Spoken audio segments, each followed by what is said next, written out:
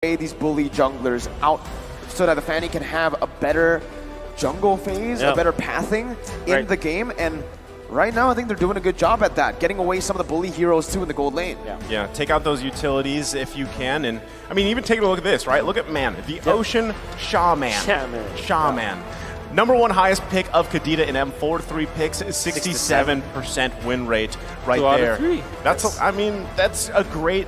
That's great for him, and that's why that last ban was targeted towards him, because we know that Team Hawk is one of those teams that really like to play around that burst potential, and so they take it out here. Maybe Fredrin or Leomord is the choice now for Incendio Supremacy.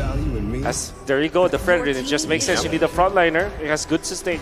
It can help you initiate with the glue. So it's like you're the first man in, so the glue will have a better time at finding the right targets. And it's an open pick. You don't really give out your strategy just yet because you're hiding your gold laner. So what will be the answer now for Team Hack? They need to find a lot of damage, actually a big burst. Lunox could be a choice.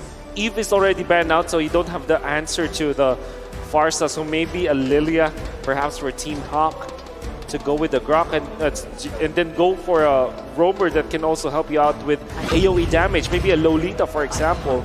Oh, the Valentina, we actually forgot about it. It's also still available. Surprised it's still open, right? I mean, it's not something that we typically see here. Valentina being locked in, though, hey, it allows you a lot of options, right? There's the Lolita to complement this. Valentina, though, you can take the Feathered Airstrike. You can take the heal from Estes to have that Blessing of the Moon Goddess. You can work around that.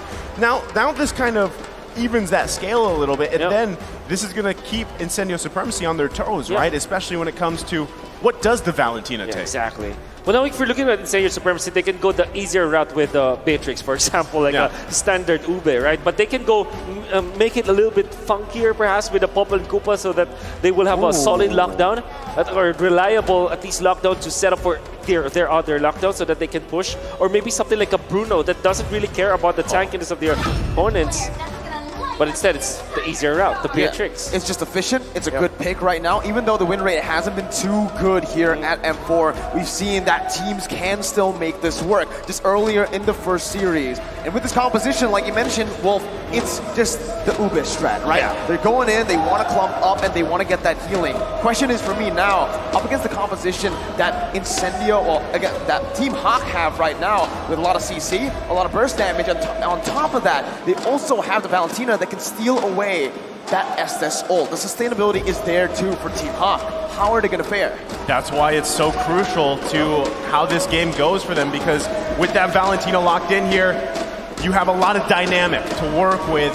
And Incendio Supremacy, they've got to allow that Beatrix to get online, right? Sunshine's got to be able to get to that point in the game where he can kind of pop off. You've got to keep things in that tempo in your favor if you're Incendio Supremacy here, and we want to see that Turkish Delight pop off once again. But ladies and gentlemen, welcome to the land of dawn here. The first game between Team Hawk and Incendio Supremacy. Right off the bat, one thing that I notice here is Gary actually went for the Festival of Blood on the Fanny, so Gary knows that he does not want to go for that crazy burst. He knows that the enemy team won't be alone, so he didn't go for the high and dry. He opted for the Festival of Blood just to prolong those team fights. Good thing you pointed out, because it doesn't make sense against the Turkish Delight to go for solo pickoffs. And Festival of Blood allows him to go for more cables, actually, and be aggressive in the early stages. Wow. To see it, there you go. The dash in from Min to stun him up for Gary to pick up first blood. Just like that, right? I mean, this is what we saw previously from Ken with an early kill on the Fanny. You know, Gary is running a different emblem, like you guys mentioned. So hopefully for them, for Team Hawk, they want to extend those fights. And again, if Man is taking that heal, that sustain, it really prolongs it even further. Now, Lola taking that high and dry on this Grok, if they can find those lockdowns, it's going to be troubling. Still in the mid lane, a lot of poking back and forth here between these two. It's Min and Man that has to be worked on. And a lot of this too, I mean, well, they get the flicker out, but still all this leading up into that first turtle in about 30 seconds here. Well, you know, you can see already a big advantage over Team Hawk just because of the fact that this mid lane getting destroyed by Team Hawk. My goodness. Mid lane is the death lane. Death lane. at this What was point. that damage? What was that coordination though, right? The fact that all of them went in, put their CC in together, and Gary just used his ult. That was that, right? It was just so that. clean by Team Hawk. 2 kills already. But again, you know, at this point, early start, 2 minutes in, first turtle comes up. It's going to be really dicey if Incendio Supremacy wants to actually contest this. But it is TNZ here contesting it, but being zoned out by Min and Man. There you go. Man decides to take the ultimate from Apex 47. Yep. You're going to have that sustain. Uh-oh, Lola. That's a solo kill up in the XP lane. Man coming up now. Alien's gonna pop the split, gets out in time. Man trying to chase him down, but Alien actually just gets out. Has a pretty good laning phase early on. Gary's gonna be able to dive in just for a bit. Remember, no high and dry, no killing spree. So in terms of just that assassination, won't be as lethal. Needs people to set it up for him. Mid. Like that! Man, just as I say it, Numenal Blast to set it up for Gary to pick up another for Team Hawk. But Apex 47 now will be able to actually come in and break his wrath, finishes Gary off, despite Man having the ult. TNZ now going to be caught low. Lola trying to look for more setup, trying to look for that CC. TNZ is going to be back to half HP with a healing from Apex 47. Oh man, this mid lane is definitely the lane of death in this game already. Though Incendio is able to equalize the cold that we have right now. Gary losing his life in the mid lane means that they will not be able to take out the turtle. In fact, Incendio Supremacy are not considering the turtle just yet. They want to clear out the mid lane and then deploy all of their members in a faster Turkish Delight activation. Well, I mean, they're working on it, right? They're going to be setting up for something else here. They want to focus on this turtle. Oh, God. Well, Min is gone just like that. Gary looking for a trade here, but Rosa is actually going to be able to use the wings by wings, stunning Man up. He's very low. For the airstrike coming in, Rosa taken low. Still able to get back to Apex 47 for the healing to come through. TNZ on the turtle. Alien's only the other members away. Gary, oh my God! That retribution by TNZ. Very, very close from Gary, stealing it away.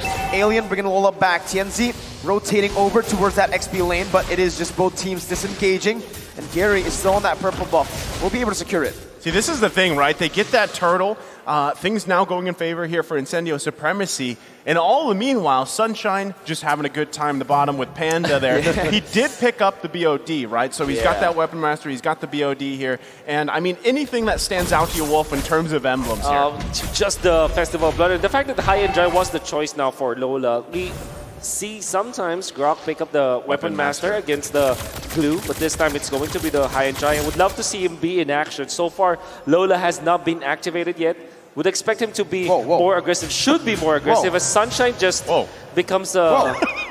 That's why you get the skin, man. That's why you get a skin. You get to fly, literally fly. Sunshine. Oh, what happened here? Gary trying to invade Rosa. Rotating as well. TNC gets the Reggie down, picks up the purple buff, and takes it away. Can we get the camera? That's a new effect there. What was that? What level's your battle pass, Sunshine?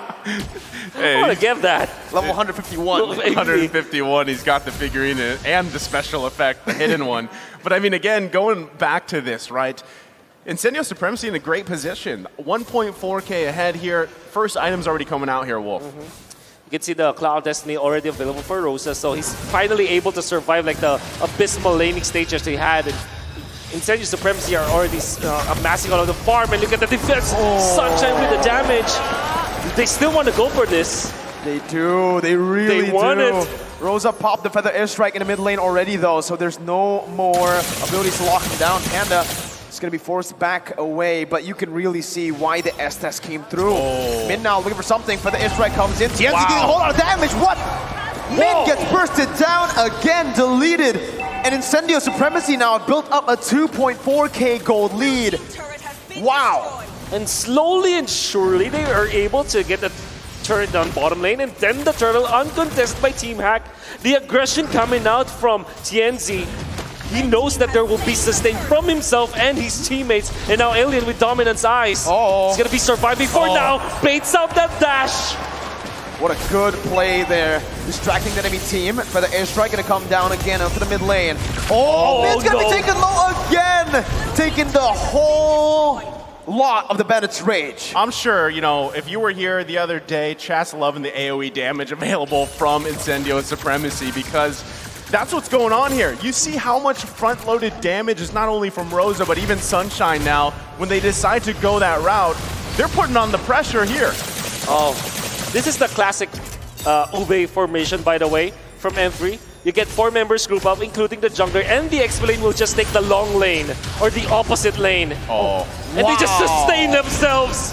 He just My God! stands there menacingly. Sunshine's gonna fall. That's a shutdown come picked up. Gary with the cable, styling on Incendio's Apex gonna fall as well. Genzi finally joining in with his team up in the top side of the map. Alien has rotated, but 3 members have fallen. Incendio bit off more than they could chew. Good dissection coming out from Team Hawk as they forced Incendio Supremacy to commit a lot with that first kill onto Lola. When the Moonlight Immersion is down, you can see that Apex 47 doesn't have as much sustain as you can see. And also, Sunshine didn't utilize the flicker, which was interesting. I don't know if it was on cooldown back then, but all of those other, you know, minor mistakes coming out from Incendio Supremacy and minor over-aggression allowed Team Hawk to get so much of an advantage. I mean, even just looking at this, right, the pick rate, this is for carry. Wow. 51% with a win rate of 62%, 17 out of 26 games. You can see why it's so highly contested now. There are some struggles where you see, you know, Panda trying to get in range, and just even how tanky Tienzi is right now. And they have to respect this feathered airstrike from Rosa. Even though Rosa had a rough start, Rosa's done an amazing job at just still being very valuable on this Farsa pick. And now that this first Lord of the game is up, I mean, Incendio Supremacy in a great position to just kind of take this one. It's really going to be up to Min here to find another crazy setup with that Noon on Blast, or even Lola. They could fight around that, but still, you can see every member of Incendio Supremacy pretty much trying to get in position here. They would love to secure this first Lord of the game. Despite losing 3 members in that top side of the map, again, they're only down to 1.5k gold lead, which is still a very, very good position to be in if you're Incendio. Meanwhile, they're already chunking the Lord, now down to about half HP. Sunshine with a Bennett. Alien trying to just be that frontliner, but the airstrike coming in, and blast as well. Rosa's gonna be able to actually stand there. Before the airstrike responded back into Wings by Wings. Rosa gonna be caught. Gary with the cable finds 1 kill. Rosa is down. Sunshine still able to hit the other Team Hawk members away. That's a turret picked up by Team Hawk by the mini waves. And Incendio Supremacy are playing the long game, but it feels like Team Hawk right now have the advantage. Tienzi catches man off, but that's a defensive flicker away. I think for Incendio Supremacy, you have to consider taking care of Rosa. You don't have to take care only of Sunshine, because Rosa is a big damage dealer. It's very important and very crucial to the Ube strategy that Incendio Supremacy is doing right now. Every time that the Farsa is getting picked up, that's a massive amount of damage that's lost from Incendio Supremacy. I mean, here, the focus on the top side, looking to get this tier 1 down.